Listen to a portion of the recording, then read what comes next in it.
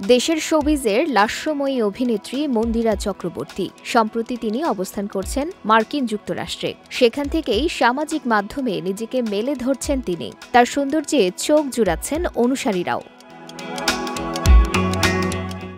আমেরিকায় কি করছেন মন্দিরা? কৌতূহল জমেছে নেটিজেনদের মনে। তবে সেই কৌতূহল জিইয়ে রাখলেন অভিনেত্রী।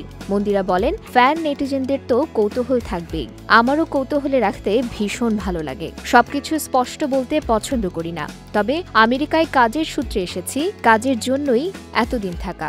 শিগগিরই দেশে ফিরব।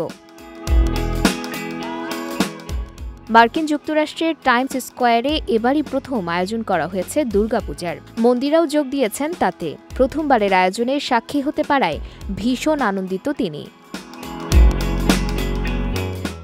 মন্দিরা বলেন, প্রতি বছর দেশে পূজা করা হয়, এবারই প্রথম বাইরে পূজা উদযাপন করছি। খুব ভালো লাগছে, অন্যরকম অনুভূতি কাজ করছে। টাইমস স্কোয়ারে এবারই প্রথম পূজার আয়োজন করা হয়েছে। বড় পরিসরে দুর্গাপূজা উদযাপন হচ্ছে, তাতে যোগ দিতে পেরে নিজেকে ভাগ্যবান মনে করছি। কাজল রেখার মাধ্যমে প্রথম বড় পর্দায় দুটি ছড়ান মন্দিরা।